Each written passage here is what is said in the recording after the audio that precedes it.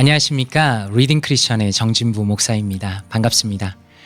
우리는 계속해서 한 손에 잡히는 이 창조과학이라는 책을 함께 보고 있죠. 특별히 독서 강의로 그 내용을 살펴보고 있습니다. 바라기는 지난번에 말씀드린 것처럼 책을 함께 읽으시면서 이 내용을 따라오시면 더 큰 유익이 있으리라 생각을 합니다. 벌써 4번째 챕터가 되었네요. 하나님의 형상, 사람이라는 제목으로 한번 내용을 살펴보겠습니다.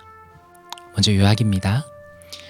이 책은 진화론과 창조론이 어떤 차이점을 가지고 있는가, 그리고 어떤 것이 더 과학적이고 어떤 것이 더 선한 영향력을 가지고 있는가에 계속적으로 포커스를 맞추고 있습니다.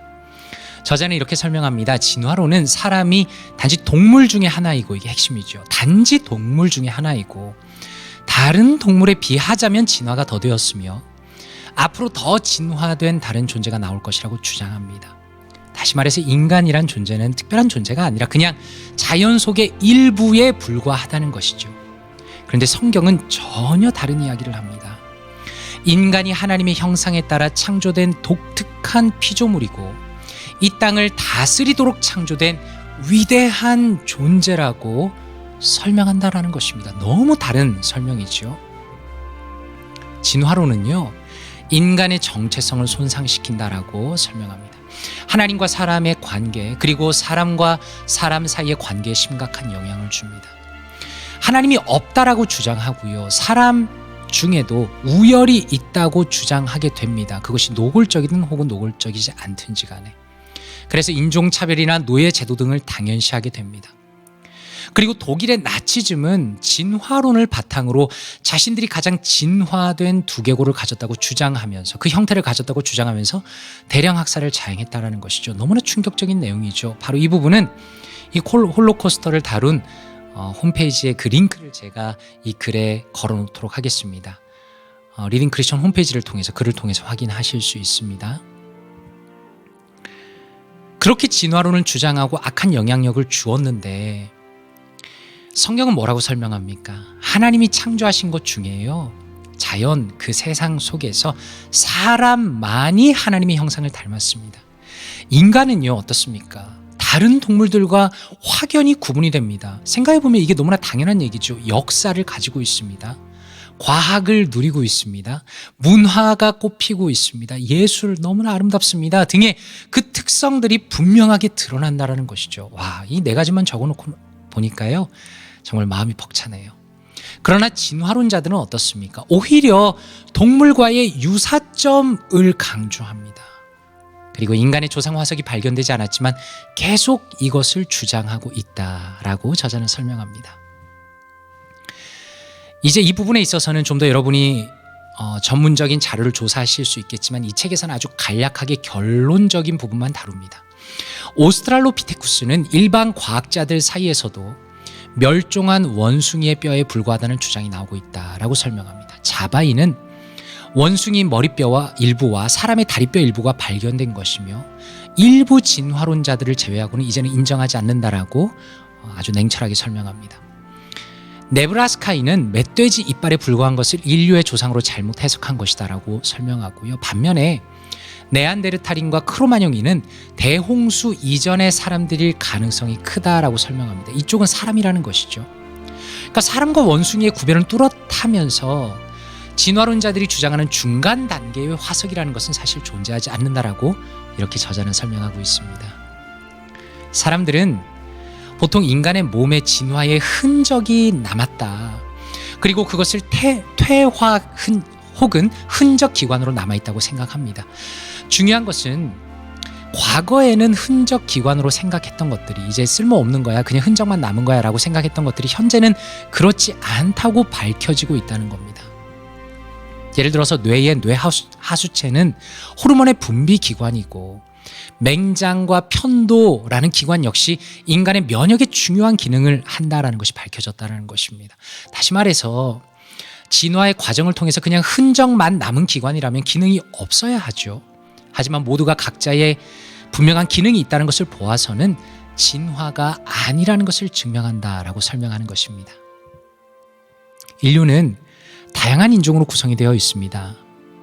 하나님께서는 처음부터 모든 생명체를 종류대로 만드셨고요. 번성하도록 축복하셨습니다. 사람은 어떻습니까?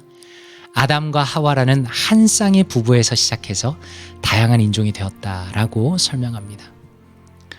진화론자들은 사람의 두개골 모양을 가지고 진화의 정도를 설명하려 합니다. 그런데 이것은 단지 우리가 사실 살다 보면 다양한 머리 형태를 가진 사람들을 많이 보지 않습니까? 그렇게 설명을 합니다.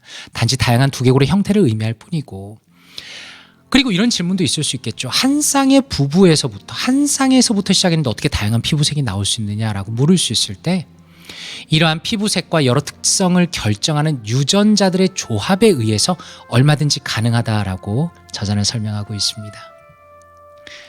진화론을 주장하는 과학자들의 연구에 따르면, 창조론자들이 아니고요, 진화론을 주장하는 과학자들의 연구에 따르면 모든 인류는 한 명의 여성으로부터 출발하였다라고 과학적으로 설명을 합니다. 그리고 모든 남성도 한 명의 조상을 가진다고 발표하였습니다.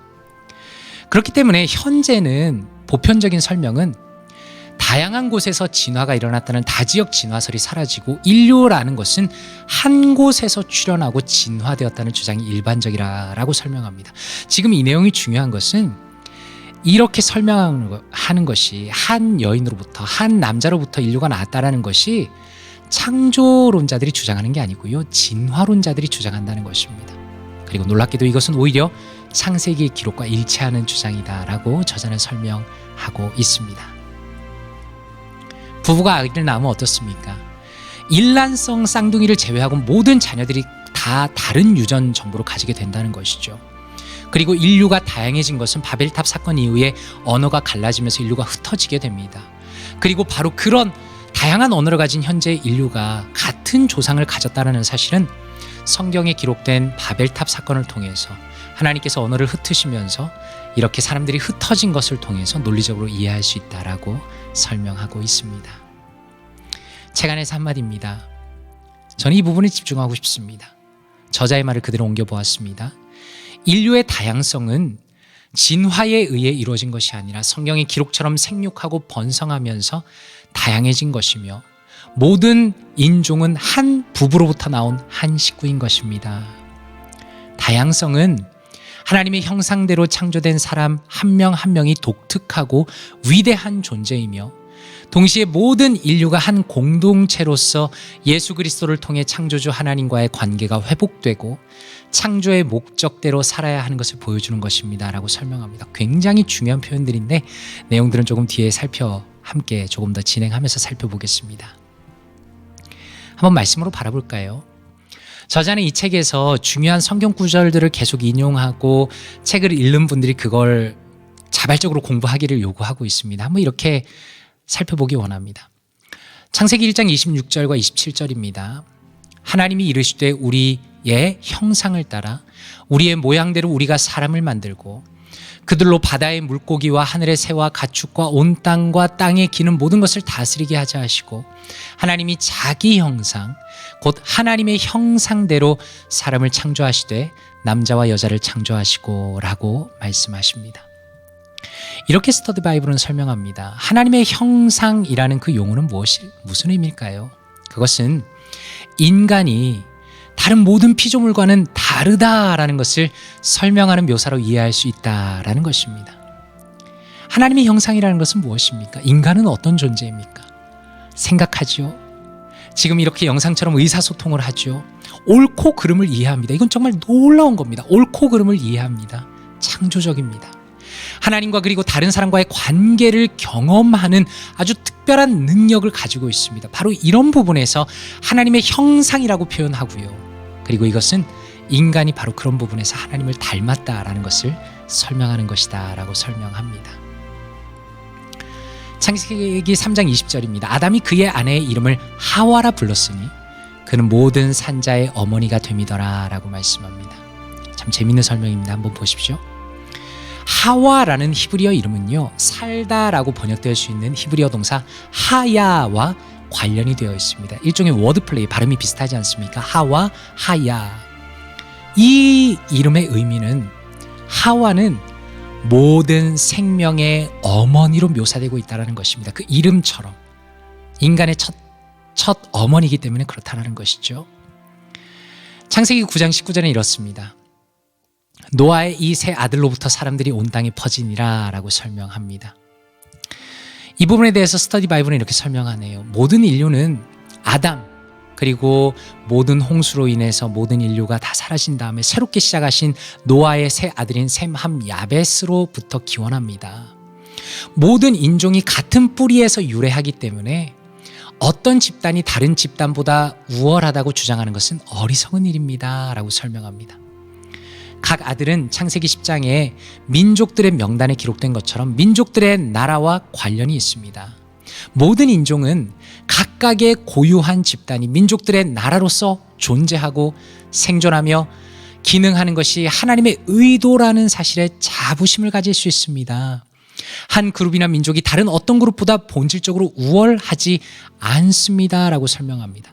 한 어머니로부터 출발했기 때문에 우리가 누군가 우월하다고 말할 수 없다는 것이죠. 그리고 하나님께서는 각 민족들이 각각 자신의 공동체를 이루고 생존하고 그렇게 살아갈 수 있도록 허락하셨다는 것입니다. 그렇기 때문에 우리가 어떤 특별한 인종이 다른 인종에 대해서 마치 나치즘이 그러했던 것처럼 절대로 우월성을 주장할 수 없다라는 아주 탁월한 설명을 하고 있습니다.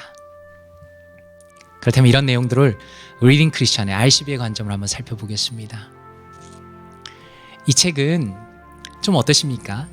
한 손에 잡히는 창조과학이라는 제목에 걸맞게 창조론과 진화론에 대한 깊은 논쟁까지는 다루지 않습니다. 사실 이렇게 좀 서치를 해보면 정말 깊은 부분까지 논쟁이 일어나는데요. 그렇게까지는 다루지 않습니다. 이게 어떤 의미에서 입문서기 때문에 그렇습니다. 다만 창조론의 관점에서 어떤 해석한 결과들을 간략하게 알려주고요. 그리고 과학적인 사실들에 대해서 예를 들어서 오스트랄로피테쿠스를 어떻게 이해해야 합니까? 라는 그런 부분에 대해서 어떻게 해석해야 하는가에 대한 방향성을 계속 제시해주고 있습니다.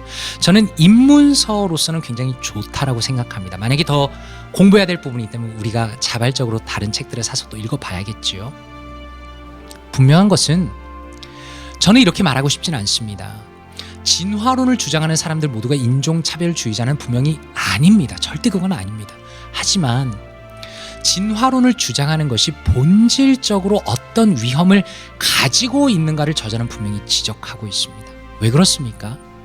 진화를 주장한다는 것은 예를 들어서 더 진화했다고 주장하는 특별한 인종 혹은 인간의 우월성을 얼마든지 강조하게 되기 때문입니다. 우리가 농담으로 그런 얘기합니다. 넌 진화가 덜 됐어. 사실 그거는 농담일 땐 괜찮지만 그것이 한 사람이 진실한 신념이 되었다면 그것에 자신의 생명을 걸 수 있다라고 확신하는 사람이라면 그건 굉장히 위험할 수 있다는 겁니다. 그리고 그런 진화에 대한 확신은 역사 가운데 이미 끔찍한 결과를 우리에게 보여주었습니다. 오직 성경만이 인류를 살리는 생명의 진리를 보여주십니다. 인류는 창조주의 형상을 닮은 유일한 존재이기 때문에 그 어떤 사람이라도 그 사람이 가진 조건과 상관없이 존중받아야 한다라는 것입니다. 모두가 하나님의 형상으로 만들어졌기 때문에 그렇습니다. 그리고 한 아버지와 한 어머니로부터 나왔기 때문에 우리 중에 누구도 자신의 본질적인 우월함을 주장할 수는 없습니다. 우리는 어떻습니까? 저와 지금 영상을 보시는 바로 이 모든 분들이 실제로 한 형제 자매이고 그런 의미에서 우리가 보편적으로 모든 이들을 사랑할 수 있는 거부할 수 없는 가장 결정적인 논리를 성경 안에서 우리는 발견하게 된다라는 것입니다. 그리고 더 나아가서 하나님께서 첫사람 아담을 통하여 모든 인류를 하나로 묶으셨다라는 그 사실은 아담의 범죄로 인해서 모든 이들이 멸망의 자녀들이 되었습니다. 하지만 이제는 예수 그리스도 한 분 안에서 그분을 믿는 모든 자는 새로운 생명을 얻게 된다는 성경의 가장 중요한 논리를 충분히 이해할 수 있는 그 근거를 가지게 된다라고 설명하고 싶습니다. 내 삶에 이렇게 적용했으면 좋겠습니다. 두 가지입니다. 당신은 지금 영상을 보시는 분은 진화론이 역사 가운데 끼친 해악을 분명히 이해하고 있습니까? 홀로코스터 사건은 어떻습니까? 인종차별은 어떻습니까? 만약에 우리가 이 부분을 굉장히 진지하게 생각한다면 좀 더 찾아보시고 이 심각성을 같이 깨달았으면 좋겠습니다. 두 번째, 우리 자신에게 적용해 보십시오. 만약에 우리가 혹시라도 은연중에 무시하고 있던 사람이 있습니까? 혹은 은연중에 무시하고 있는 인종이 있습니까? 지금 미국 안에서는 어떻습니까? 아시아 인종에 대한 차별이 굉장히 심해지고 있고 무서운 정도이죠. 만약에 우리는 어떻습니까? 혹은 나와 다른 인종을 무시하고 있지는 않습니까? 우리가 이 내용을 알았다면, 하나님의 창조의 놀라운 은혜와 하나님의 형상에 따른 그 창조를 알았다면, 그렇다면 이제 우리는 그 사람들을 어떤 태도로 대해야 하겠습니까? 이 내용들을 가지고 마음에 새기면서 함께 기도하도록 하겠습니다. 하나님 감사합니다. 주님께서 우리를 만드시고 모든 자연의 대상들과는 확연히 다른 하나님의 형상을 닮은 자로 만드시니 감사합니다. 하나님, 우리가 주님을 사랑하며 내 이웃을 사랑하며 어떤 사람이라도 어떤 인종이라도 사랑으로 대하길 원합니다. 우리는 한 형제 자매이며 누구도 우월성을 주장할 수 없고 주님 안에서 하나 된 공동체임을 믿고 고백합니다. 주님, 우리의 마음 가운데 사람들을 향한 사랑이 넘치게 하시고 사람들을 미워하지 않도록 하시고 인종차별과 혐오들이 사라지게 하시며 하나님께서 얼마나 인간을 탁월하고 아름답게 존귀한 존재로 만드셨는가를 고백하며 사람들을 존귀히 대하며 살아갈 수 있도록 은혜를 더하여 주시옵소서. 감사드리며 예수 그리스도 이름으로 기도드리옵나이다. 아멘.